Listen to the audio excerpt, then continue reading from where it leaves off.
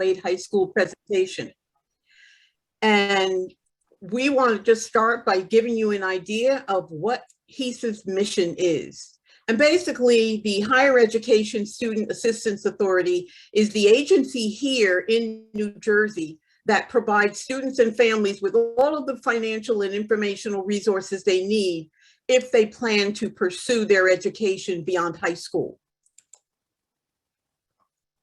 When you're pursuing financial aid, one of your key destinations is the College Financial Aid Office. And the College Financial Aid Office is there for very specific goals and very specific reasons. First of all, their primary goal is to assist students in paying for college. And the way they achieve that is, first of all, by evaluating the family's ability to pay for educational costs. And the way they do that is by requiring that every individual student that wants to be considered for financial aid complete, at least at a minimum, the FAFSA, or the free application for federal student aid. And that way they can evaluate a family's ability to pay fairly and equitably. And the second goal is they aim to distribute all of the resources that they have available, whether they come from the federal government, from the state agency, or from the school itself. They distribute those funds in an equitable manner. And the way they can keep this equity is by ensuring that every student completes the same financial aid paperwork. That's why every college in the country requires at a minimum the FAFSA application. The Financial Aid Office is also looking to make sure that they provide a balance of the financial aid that the student receives. Very rarely will a student only receive gift aid or grants and scholarships that don't have to be repaid. There will always be a component of self-help in the student's financial aid package. Now, whether or not the student accepts that self-help aid is up to the student and the family, but it would be offered as a part of the financial aid award package.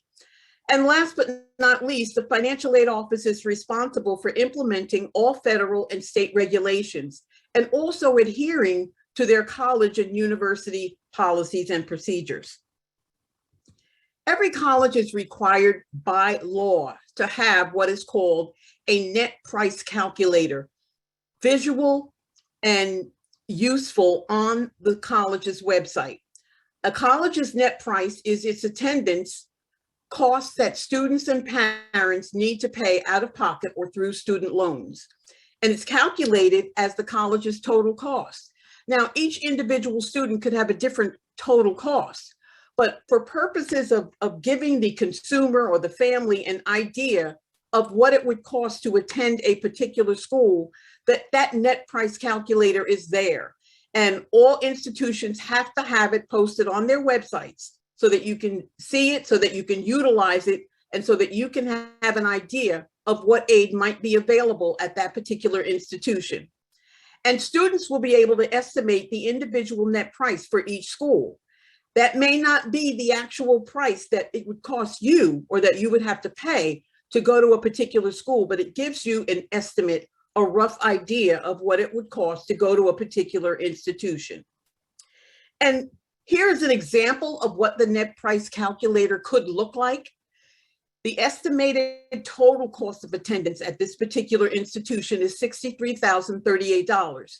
Now, that may seem like a lot of money, but many, many, many of your private colleges and universities are hovering around that cost or even higher.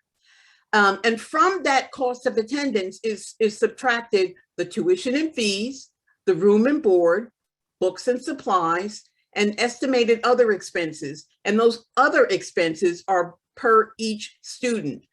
Some students may commute, some students may live on campus, some students may have other needs. They may need a calculator or a laptop computer, things of that nature that are factored into the overall cost of attendance. And when they take the grant aid that could be available to a particular student, the net price ends up being $52,038 for this particular school.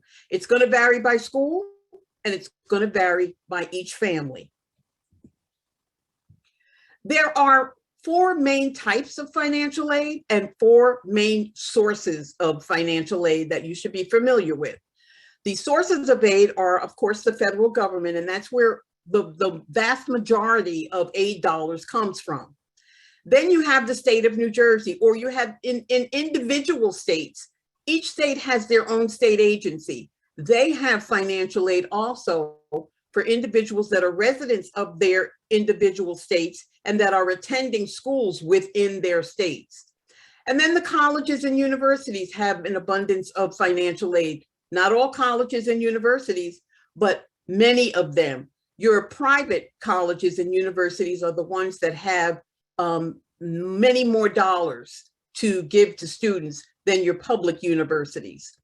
Then you have your outside organizations, your civic organizations, the Rotary Club, the Lions Club, your parents' employer, high school awards. There are loads and loads of outside scholarships and grant opportunities for students. But the major difference between those outside organizations, those outside scholarships, and the other types of aid that I mentioned are that the student has to pursue those. They don't typically come to the student based on an application. The student has to literally fill out an application, send it in to these various scholarship organizations, and then be considered. There are four main types of financial aid. There are your grants and your scholarships, and those are monies that do not have to be repaid. They're typically called your gift aid. And then there are loans and employment opportunities. They're called your self-help aid, financial aid opportunities. From the federal government, there are three primary grant programs that are available to all students that are eligible. The federal Pell Grant is the largest of the government's grant programs. And under the Pell Grant program, a student could receive a maximum award of $6,495. In addition to Pell, there is the SEOG grant program. Now, you may have heard people over the years talk about, financial aid is awarded on a first come, first served basis.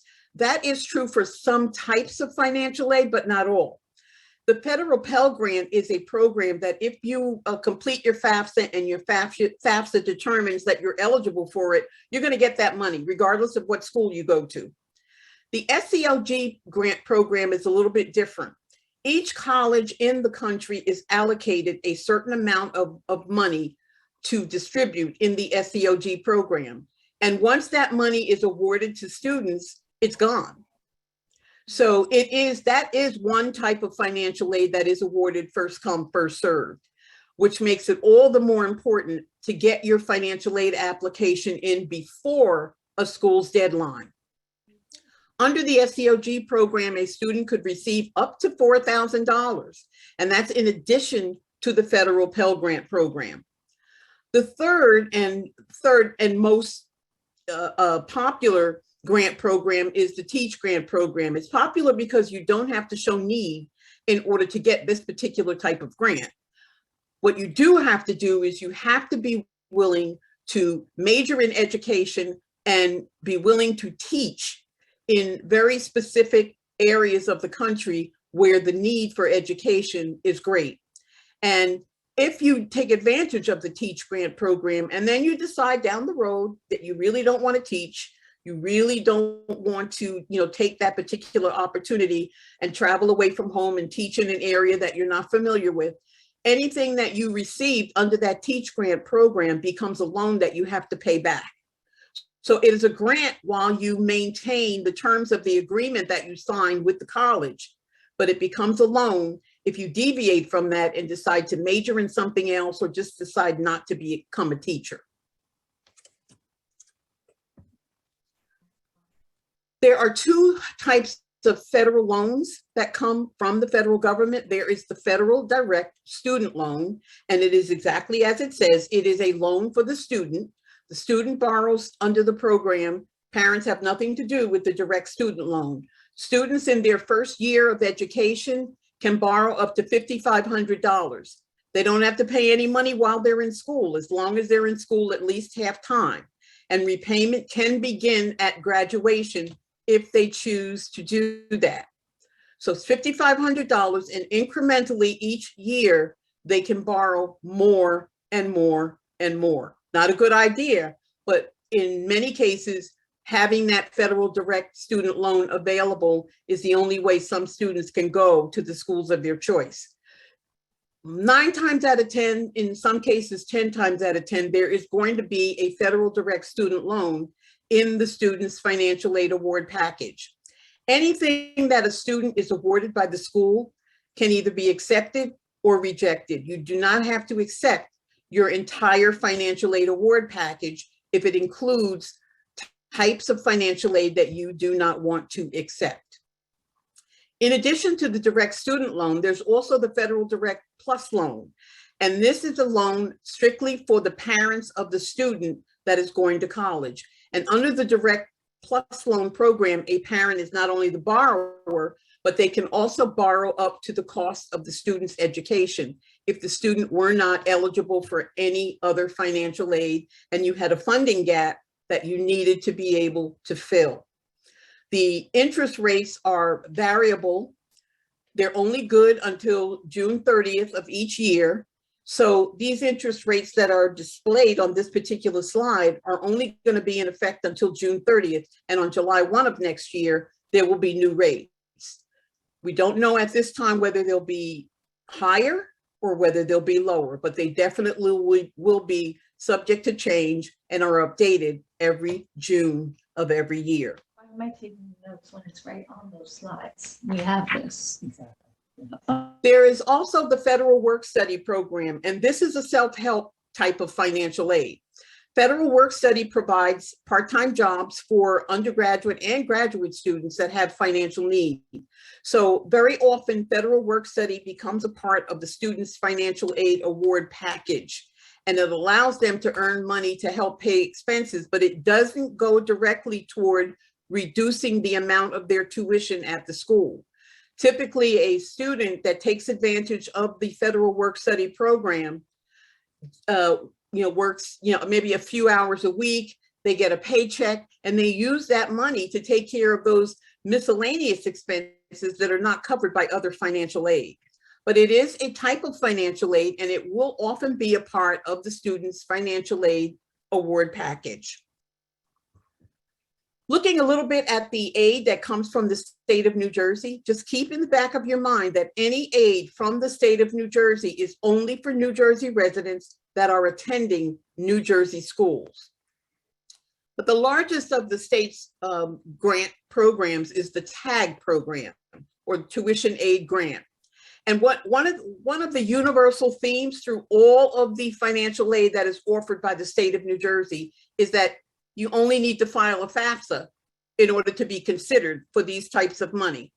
The federal application is also used to determine the student's eligibility for state financial aid. So in order to retain or obtain TAG eligibility, you have to file the FAFSA or the New Jersey Alternative Financial Aid application, which we'll mention later in the workshop. You have to demonstrate financial need, be a New Jersey resident and attend a New Jersey institution, be a US citizen or an eligible non-citizen, be full-time at an approved degree program, and meet all the state deadlines for submitting your financial aid paperwork. In addition to the TAG program, there is EOF, Educational Opportunity Fund, and this is an additional grant program where the awards range from $200 to $2,750 a year, depending on the type of college the student will attend. The student has to demonstrate that they are economically disadvantaged and that they have educational needs in order to qualify for EOF. The EOF program does have a unique and separate application that has to be completed. Every school in the state that participates in EOF has their own EOF application. Short application, but there's some very specific criteria that has to be met in order to qualify for EOF. So if you are going to be attending a New Jersey school and you want to be considered for the EOF program, be sure to request that application from the individual New Jersey schools that you're applying to.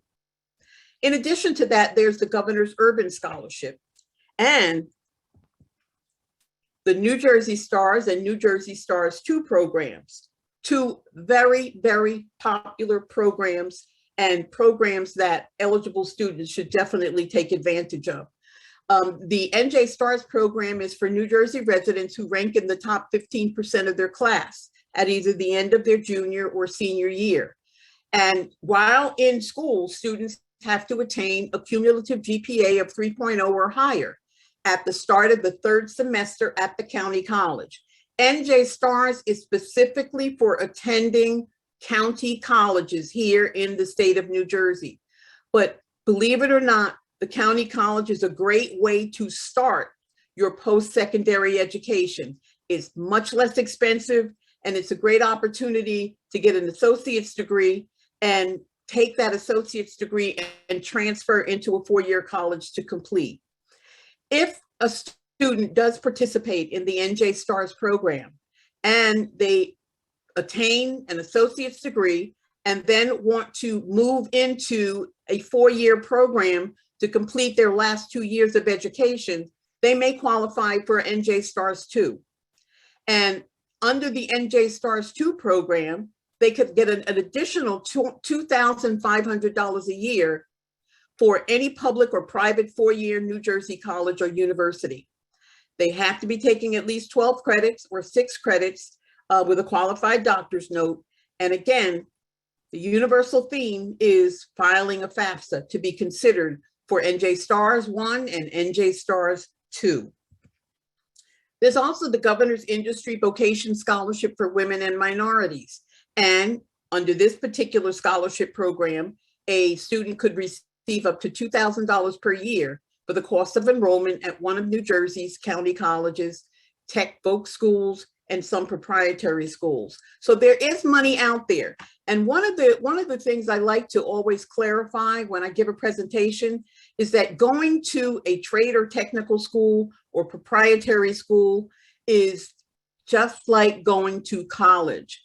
They are eligible to attend these types of institutions and receive the same kind of financial aid they would if they were to go to a regular four-year college.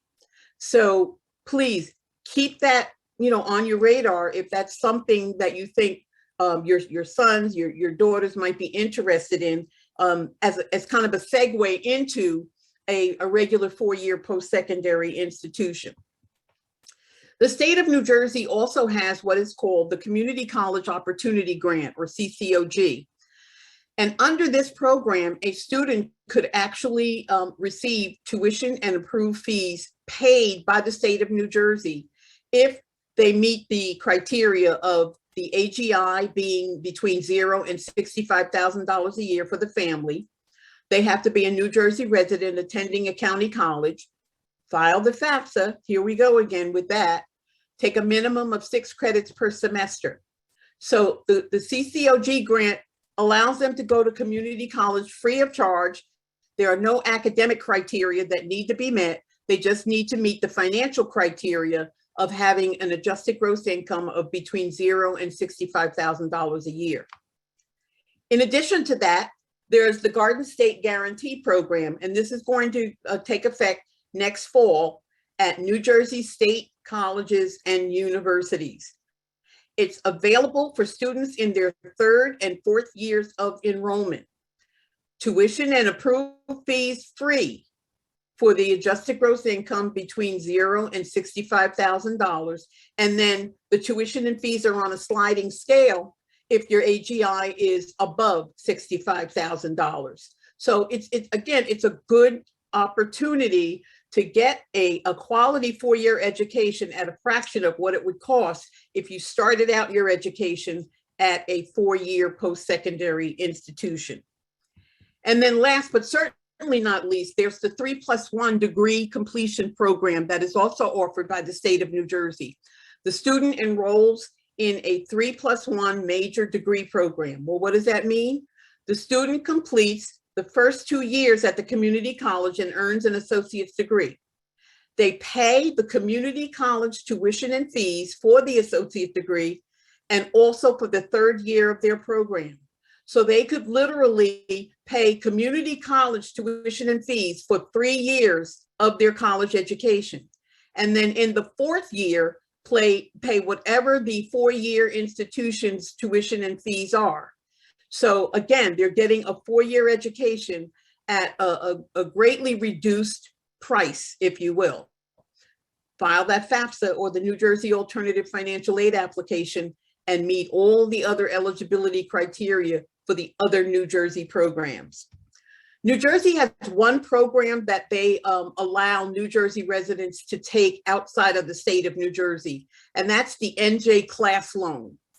It's an alternative loan option where the student can actually be a co-borrower. With the Federal Plus Loan, the parents are the only ones that can borrow under that program.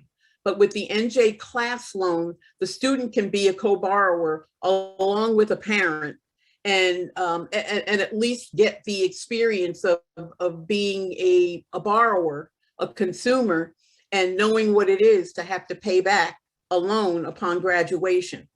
So the NJ Class it's really a great program, and it's an alternative to the Federal Parent Plus Loan. For the last few years, the interest rate on the NJ Class Loan has been a fraction better than the Federal Plus Loan. So if that's a factor for you, then you certainly want to consider the NJ Class Loan. And I'll tell you more about how you can apply for that as we get toward the end of the presentation. So we talked about loans, we talked about grants, scholarships, federal work study, but those private scholarships could really have a very influential factor in money that the student needs to pay for education. Sometimes a scholarship is $200, sometimes it's $2,000, sometimes it's $10,000. It all depends on the types of scholarships that are available to the students applying, the students doing all of the steps in the process to be considered for a particular scholarship. Many of the more robust scholarships require that the student either create a short video or write an essay or do something in order to be considered for a particular scholarship. And a lot of students shy away from that. They either don't have the time or the inclination to take those extra steps. But a scholarship could be the difference between being able to pay for your books and not being able to pay for your books. So please take advantage of the institutional and private scholarship opportunities that are out there. And I'll give you a couple of web addresses toward the end of the presentation.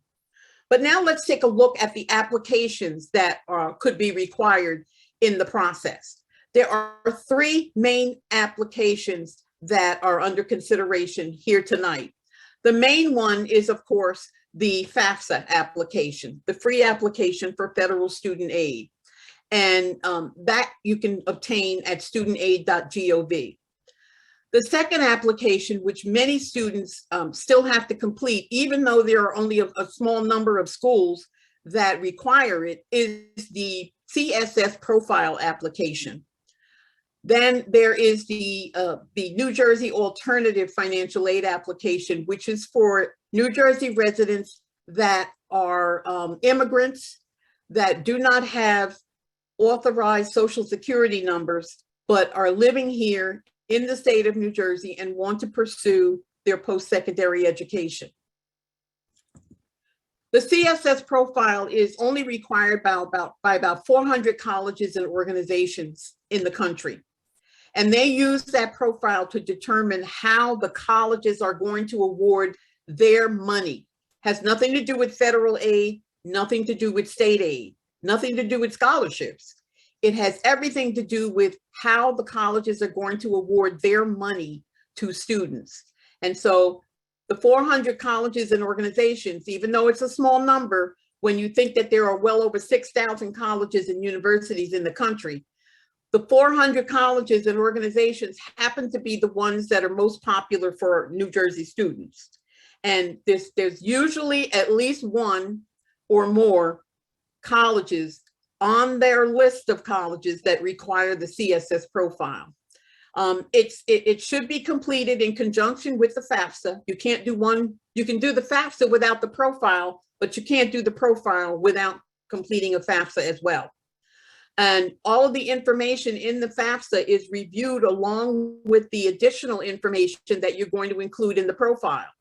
And it aligns with the FAFSA's use of what we call prior year income.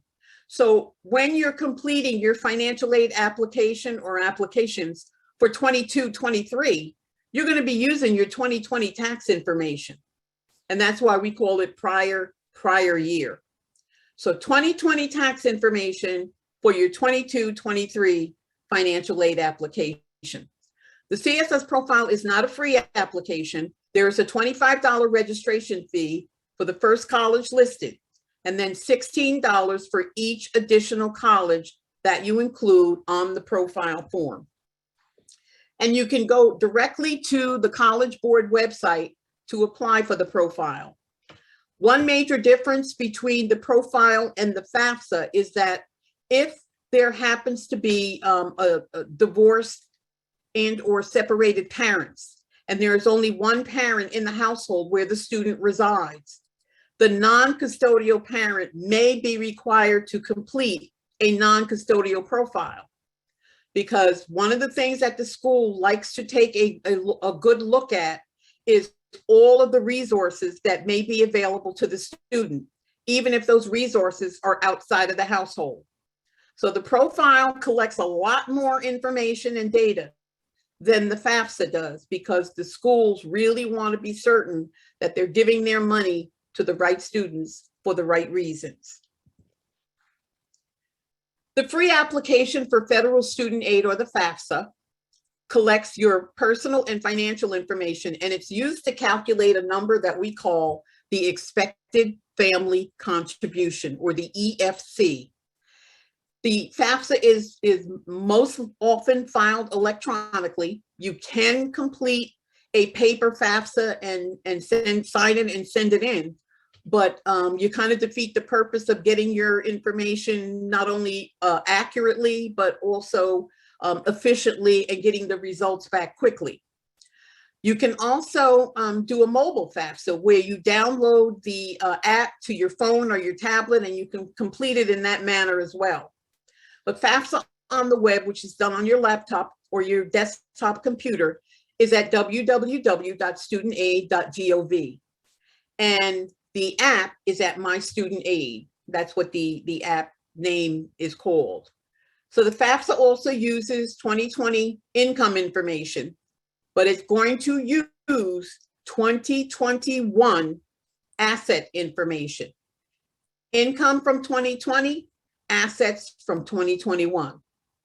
And you'll also want to make every effort to use the IRS data retrieval tool, because what that does for you is it actually populates your income and tax information into the FAFSA so that you don't have to manually enter it, and there's less of a chance that you'll make an error with the information that you put in.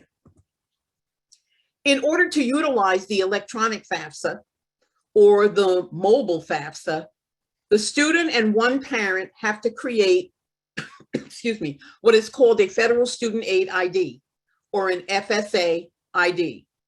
You have to have an ID in order to sign the FAFSA and submit it.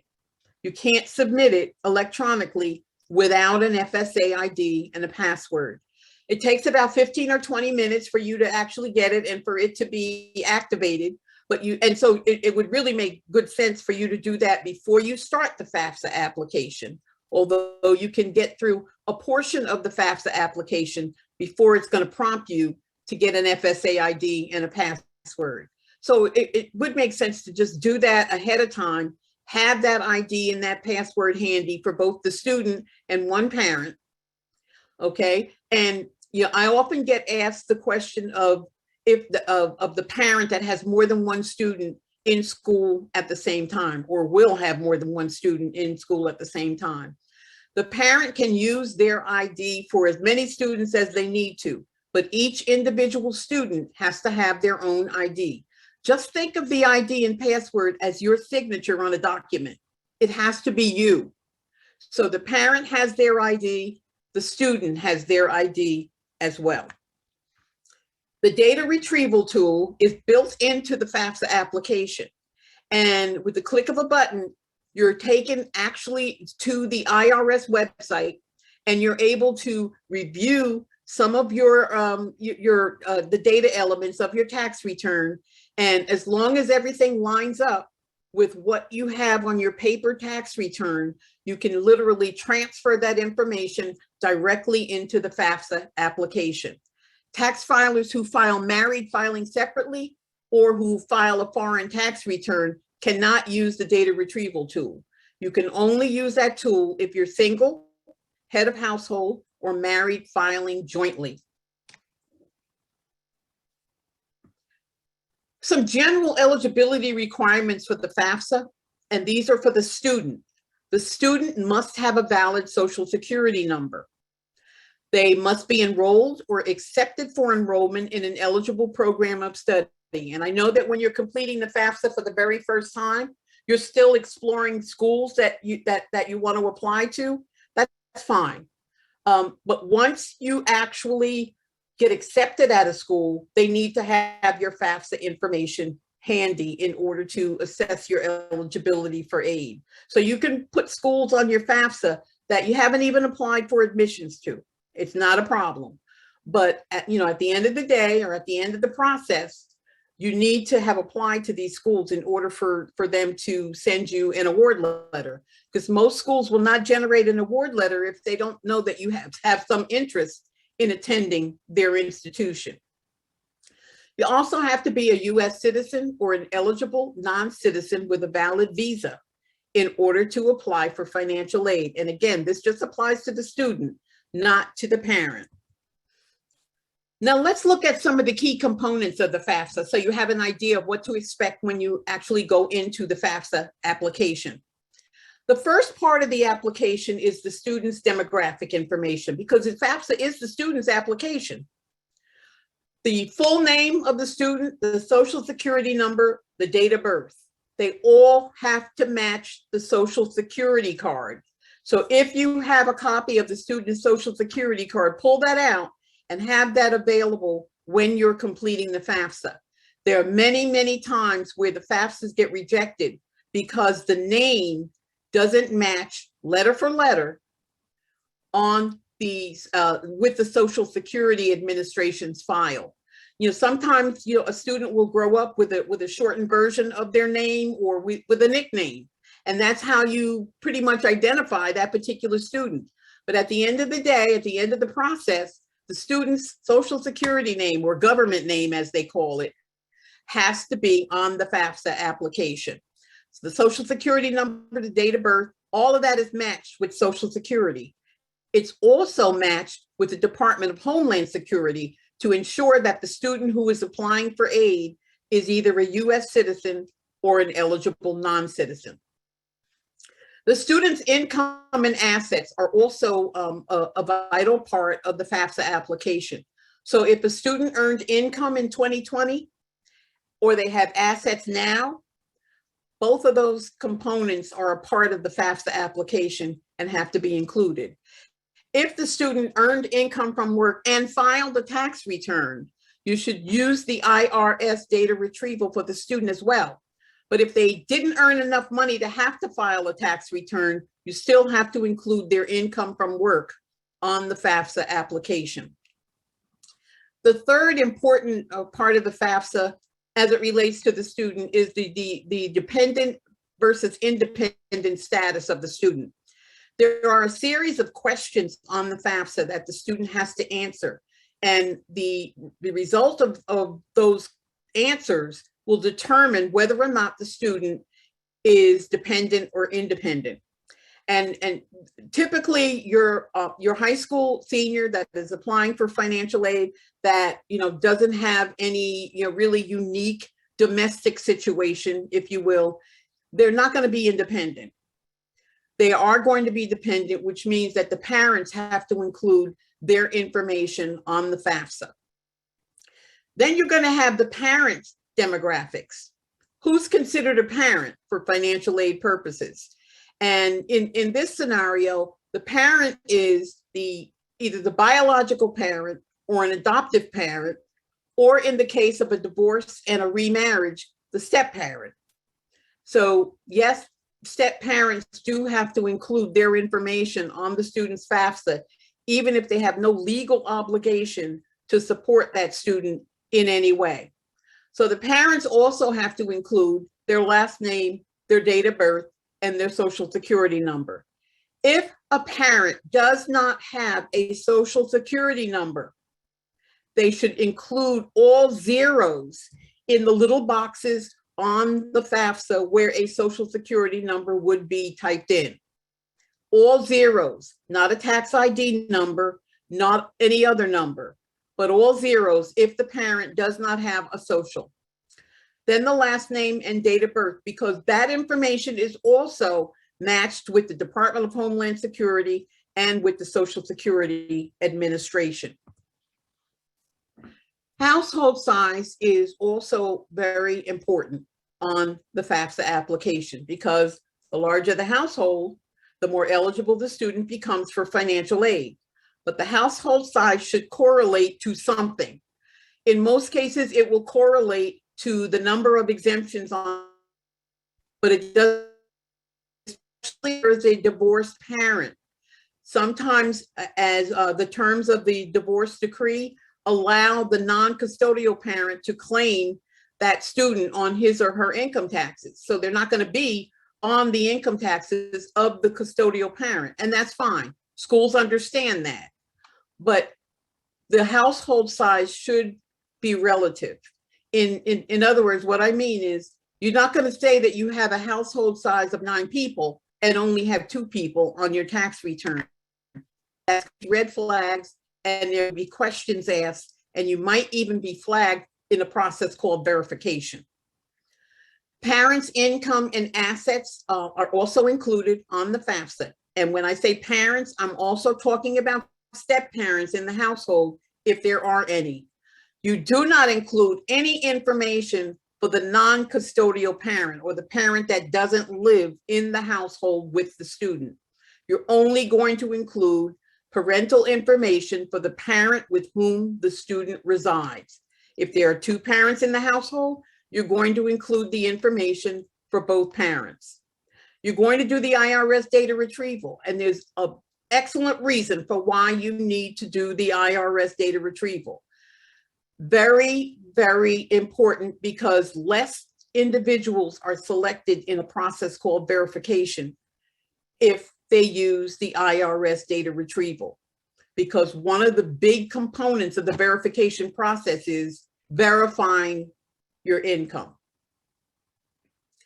If you happen to be a dislocated worker at the present time, meaning you're unemployed or you're underemployed, or you were self-employed and now you don't have a business anymore, please check that box off, because dislocated worker status will be an aid to the student that's applying for financial aid. The government looks at that, the schools will look at that and give consideration to that student if that is your present situation. Also, if you receive any federal means tested benefits, you or anyone in your household size, Medicaid, SSI, SNAP, free or reduced price school lunches, TANF, WIC, please check off the appropriate box in the FAFSA. If you skip over it, a lot of times it's grayed out and it doesn't allow you to go back and make a correction to that. So please look at it carefully, and if it applies to you, please check that box off. You can also, you meaning the student, can also list up to 10 colleges of interest on your initial FAFSA.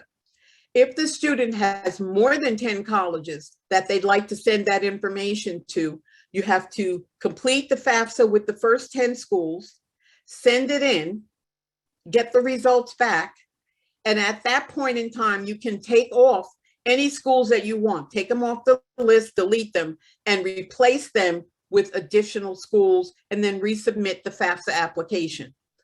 It doesn't matter what order you list the colleges in, because each college that you list in that section will only receive information relative to their particular institution. They won't, none of those 10 colleges is going to know who the other 9 are. So, you know, that used to be a problem in the past, but it is not a problem or an issue any longer. each college is segregated from the others, and you don't need to be specific in terms of the order in which you put the schools or the individual schools that you list on the FAFSA application. Some of the assets that are included in the FAFSA, and this is not all inclusive, obviously cash, savings, checking, bank and brokerage accounts, certificates of deposit, money market accounts, mutual funds, stocks, bonds, stock options. Now, if you have retirement investments in any of these instruments that I mentioned, retirement investments do not get included on the FAFSA application at all, but they are included on the profile. Retirement assets do not get included here. What you do have to include relative to your retirement assets, your IRA, your 401k, your 403b, if you made a contribution to any of those retirement accounts in 2020, the dollar amount of your contributions is considered additional financial information for the FAFSA, and you have to include that contribution on the FAFSA application, not the value of the investment, but the contribution that you made to that investment must go on the FAFSA. Question that I always get asked is, how are 529 plans factored into the FAFSA? If a 529 plan is owned by the dependent student's parent, it is reported as the parent's asset on the FAFSA, never the student's. If the 529 plan is owned by anyone else, a grandparent, an aunt, an uncle, a cousin, it's not reported as an asset on the FAFSA at all. So the only 529 plan assets that get factored into the FAFSA are those that are owned by the parents, because the dependent student is the beneficiary, but they are not the owner of the asset at that time. When it does become an issue with the FAFSA is when the 529 plan funds are distributed to the student for education. Some common mistakes that are made on the FAFSA: the student's name as it appears on the Social Security card, the number and the date of birth don't match. And I mentioned this earlier. It's very important that you make sure that the identifier information in the FAFSA application matches Social Security. Also, parents are probably going to be the ones in many cases to complete the FAFSA, but please make sure that the parents section versus the student sections are clearly delineated. Parents, put your information in your section. You're going to start the FAFSA application with the student's information. Just be sure to keep their information segregated from yours. Make sure that there's some validity to the number of people in your household. Divorced and remarried households, ensure that you include all income and all assets for both of those remarried parents in the household. Taxes paid versus taxes withheld. Some of you may not be able to do the IRS data retrieval, and you have to literally put the information in on your own. Make sure that you do not use the taxes withheld off of your W-2 form, and that you use the taxes paid figure from your tax return. People get those two numbers used, and they do have some impact on the student's eligibility for financial aid, so you want to be certain that you pick up. Also, do not include Social Security benefits on the FAFSA application. Government benefits are not included on the FAFSA. However, you do include them on the profile application.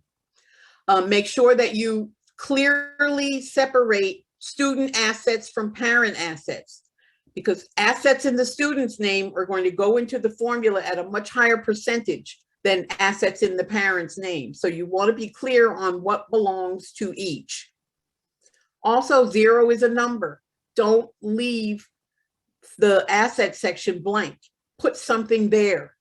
If you have no assets, put a 0. But also remember that if you put a 0, there can't be a correlating number on your tax return that's reflective of any assets you might have. So in other words, if you have dividend income or you have interest income on your tax return, the school's going to be looking for some asset that goes along with that. When you get to the end of the application, and you're at the end of the application when you've input information about the student and you've got that all out of the way. When you reach the end of the application and you've submitted the application, you're going to come to a confirmation page. And this confirmation page is going to let you do two things. It's going to let you start a state application, or if you have another child in the household who has to complete a FAFSA, you can check that box and it will copy over the parent's information into that second or subsequent child's FAFSA so that you have minimal data entry that needs to be done. So if you do go through the process of completing your state application, just know that you're going to be randomly selected for verification, either by the federal government or the state. And both of them are going to be looking for you to use that IRS data retrieval tool. And if you do reduce the likelihood of being selected, because one of the biggest components of the verification process is verifying your income and also your household size. If you are what they call a New Jersey dreamer, you don't have a social security number, but you want to be considered for financial aid, you can actually go directly to the HESAA website, create a user ID and a password, and log in to complete the application for New Jersey financial aid. Only for New Jersey dreamers, individuals without federal social security numbers. Also, if you check off that you want to complete your state application, you're going to end up at the NJFAMS website. And what the NJFAMS website is, it's a tool for you to upload information to the state of New Jersey and also to receive communications from the state of New Jersey. It will allow you to actually even go to njgrants.org. And when you go to NJ Grants, you can literally do a kind of net price calculator to get an idea of whether or not you're going to qualify for aid from the state of New Jersey. The student has to establish an account by creating a user ID and password. And when this is all over, the student's going to have loads of user IDs and passwords. So try to keep them all someplace where you can easily refer to them as you need to log in to different websites. And when you've completed the process of setting up your user ID and your password, you're going to come to a to-do list, basically. And all it's going to say is that your FAFSA for 22-23 has not been received. Typically, when you initially go to NJFAMS, it's going to tell you that your FAFSA has not been received. Once the FAFSA information gets uploaded to the state of New Jersey, that green or that red will turn to green, and it will say your FAFSA for academic year 2022-23 has been received. But this is all you can do on the website at the present time. And you've completed the process of the FAFSA and you've completed NJFAMS, and that's half the battle already won. But now let's just take a quick look at what the financial aid office looks at to determine the student's eligibility for financial aid. The first thing they're going to look at is the cost of attendance, similar to what we saw when I showed you the net price calculator. They're going to look at the cost of attendance for the individual student. And there are often some unexpected costs, and these are definitely on a student by student basis. So the unexpected costs and the cost of attendance are all added together. And the first component of the need analysis equation is the cost of attendance. Second is the expected family contribution, which is calculated based on the information you include in the FAFSA. It's the basis of the financial aid package. The lower that number, the more eligible the student is for financial aid. So let's just take a quick look at a sample EFC for a typical family, or maybe not so typical. but the family lives in New Jersey, and the state that you live in plays a role in determining your eligibility for aid, because the sales tax component is a part of the formula. It's a very complicated formula and very cumbersome to work it out on your own. But the family lives in New Jersey. They're married parents, both age 52. And the age of the oldest parent in the household is also a factor in the formula. The household is a traditional 4 with 1 child going to college. The 2020 AGI is $120,000. They have assets of 20 in the parent's name. The student has no income. The EFC in this particular scenario is $20,830.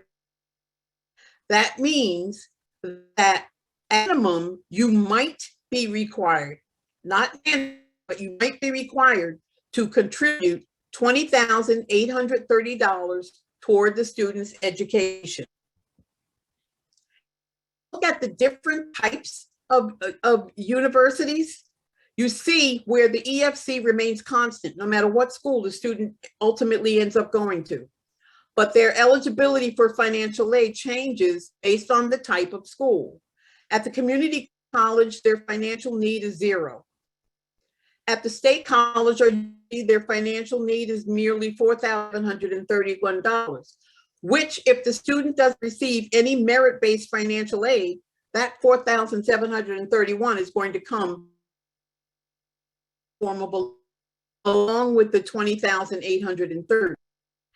At the private college university, the student stands the greatest chance or the greatest opportunity of getting a decent financial aid award package, because the private college or university has money that they want to give to each student. And some of that money might even replace some of the expected family contribution, so that the $20,830 doesn't really come out of your pocket, but it could come out of the financial aid package that the student receives from the college. The cycle of financial aid has already begun, and it will continue through March. But most students that are applying for financial aid for the very first time have to do it now. If you're applying early action or early decision, you probably have a deadline somewhere between November 1 and November 15th, December 1 at the very, very latest. But the earlier you get your applications in, your admissions applications, as well as your financial aid applications, the better off you are, the better positioned you are to get financial aid from the school. So from October to March, you want to complete the FAFSA, complete your college search, complete your college application process, and the profile if you have to do one. And you should do the FAFSA and the profile at the same time if you're required to. From February to May, the schools are going to send out award letters. But of course, they're going to send out award letters much earlier than that if you applied early action or early decision, or if it's a school that really wants you to come and they want to do what they can to award you financial aid and to get you to make a commitment to their school. But the typical award notification process starts in right after January, when schools open up again after the holidays. And then in June and July, the schools are going to send out the fall semester bill, and expect that in September or August, depending on where the student is going to school, and we'll expect that those bills are paid. So where do you go from here? You want to obtain and review admission, financial aid materials, and make sure that you adhere to every deadline from every school to which you are applying. And the best rule of thumb is to get all of your paperwork done by the earliest deadline for the earliest school that you're applying to. Meet all the application deadlines for the profile, for the FAFSA, and there are going to be many schools that have their own institutional financial aid application. They don't use the CSS profile, but they have their own financial aid application.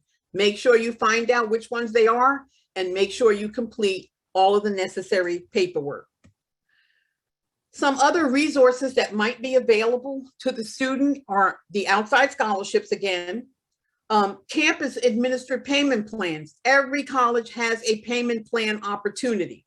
And what a lot of parents will do is they will combine a payment plan with a loan, with monies that they may have saved and set aside, and put a decent package of resources together so that they're not burdened down with a lot of debt during the student's education. Then there's campus employment. There's federal work study, but there's also direct campus employment, and the campuses post jobs all the time. Take advantage of it. And it's an opportunity, again, to put some money in your pocket to take care of the miscellaneous expenses that the direct financial aid is not going to cover. And then once you've been in school, maybe a semester or so, there are specialized campus opportunities that may be available. Residential advisors, student ambassadors, student tour guides, internships, all of these pay money. And students have an opportunity to take advantage of that, usually after they've been in school a little while. If you want to embark on a private scholarship search, one of the most popular scholarship websites is fastweb.com. Take advantage of it, utilize it. You'll get a list of all of the scholarships the student might be eligible for. Do whatever those lists tell you to do, fill out an application, create a video, write an essay, do whatever you need to get as many scholarships as you can to make up your package of monies that you're going to need to pay for the student's education. If you have younger children in your household, take advantage of NJBEST College Savings Plan, sponsored by the state of New Jersey. It's the only 529 savings plan that actually gives a scholarship to student recipients, ranging from $500 to $3,000. Student has to go to a New Jersey institution, but again, here's money towards helping to fund their education. Take advantage of it, if you will. It's definitely a great opportunity. HESAA has 4 main websites that you might have an interest in. HESAA.org is the main state website where you can go to the website and get lots of information about all of the programs, whether they're federal or whether they're state. NJGrants.org is the website that you can go to if you want to make a determination of your eligibility for a grant before you even go through the FAFSA, the state application. There's an estimator on that website where you plug some pieces of information from your taxes and what have you, and it will let you know whether you're going to be eligible for money from the state of New Jersey. And it might be a factor in your making a decision about what school the student will attend. NJClass.org is the website where you would go to complete an NJ class application and be considered for that money as well. And then the student's going to need NJFAMS.HESAA.org, because that's your website where you communicate back and forth with the state of New Jersey, and you upload whatever information they ask you for. They download whatever information they need you to receive. The customer care line for HESAA is 609-584-4480. You can call them during the workday and ask any specific questions about their programs or even about the federal programs if you need to do that. The federal government also redesigned their aid estimator. It used to be called FAFSA Forecaster, and now it's called the aid estimator, where you can literally go in and begin your estimate for federal student aid before you even complete the FAFSA.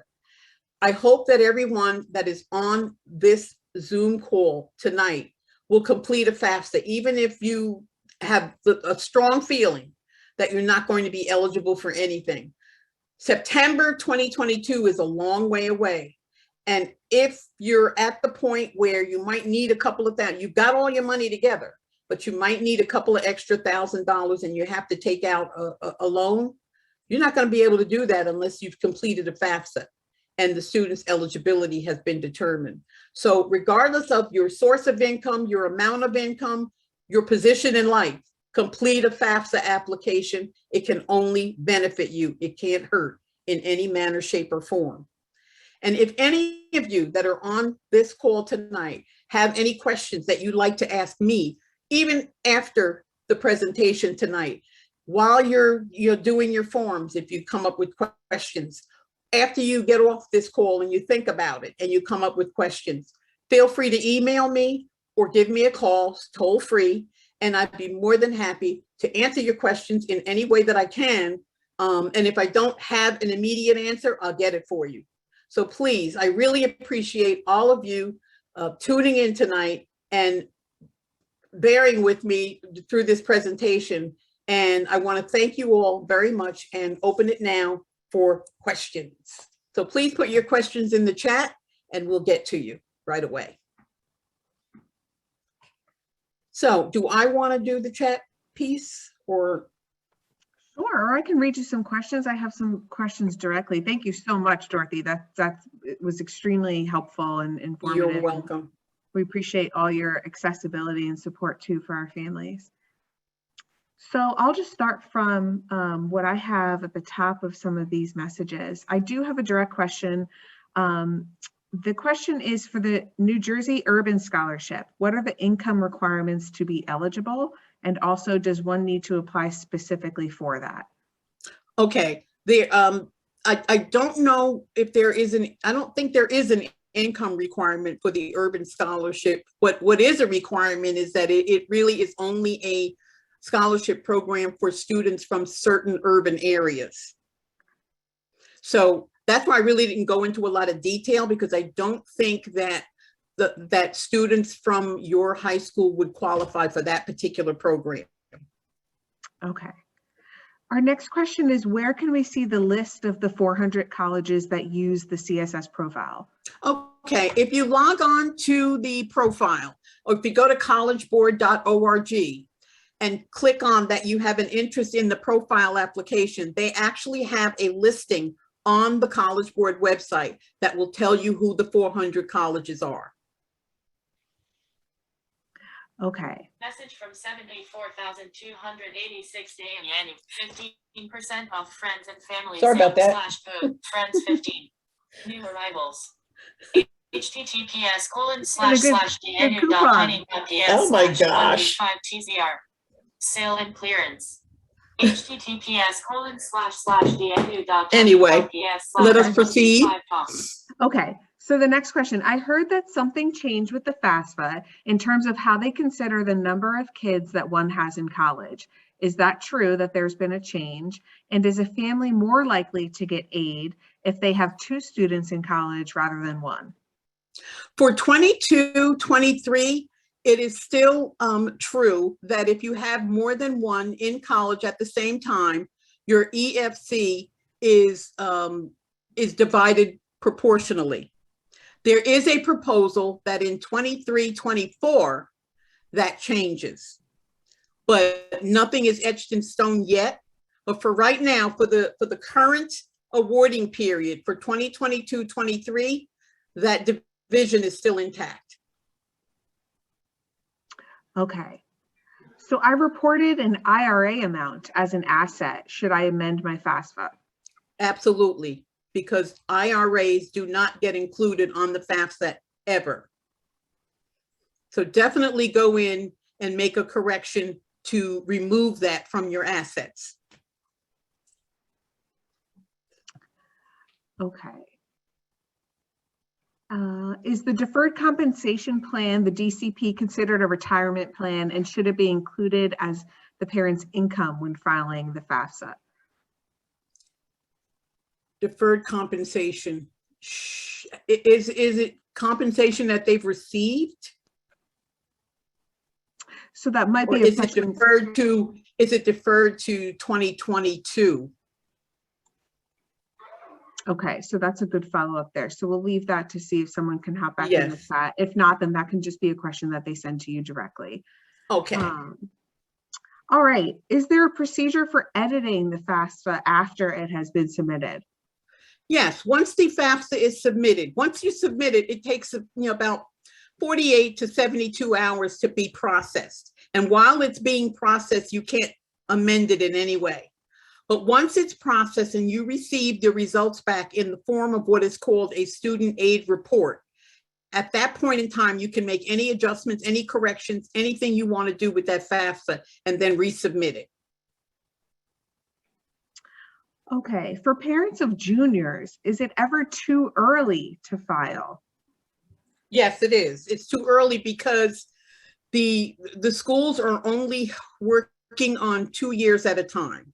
They're working on 21, 22, and that's for students that are in college right now. And they're working on 22, 23, and that's for seniors in high school. Juniors have to wait until October of 2022 before they can begin the process. You can always do an estimator to get an idea of what your eligibility could be, but you cannot actually submit a FAFSA until 2022.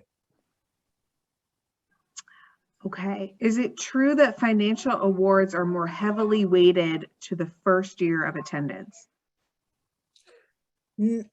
That's kind of broad. There may be some types of financial aid that are more generous in the first year. It depends on the stipulations for the particular type of award, whether it's a merit-based scholarship or a need-based scholarship with certain requirements. Every type of financial aid that a student is awarded is not automatically renewable. So sometimes a student will get more financial aid in the first year than in subsequent years if they don't meet all the necessary criteria, or if it was a one-shot type of financial aid, but it's not really loaded up in the first year. But some, you really want to look at all the background information on a particular type of financial aid to make sure that it is renewable, because some aid is only for 1 year. Okay, what is the benefit of completing the CSS profile? The benefit of completing the CSS profile, if you're completing it for schools that require it, is that if you don't complete the CSS profile, you probably won't get aid from the college, because they use that document to determine whether the student is eligible to receive institutional funds. So if you don't complete the profile, as far as the college is concerned, you haven't completed the financial aid process. Okay, for merit-based aid from the FAFSA, does the aid come from the college or federally? The FAFSA is only for federal aid and state aid.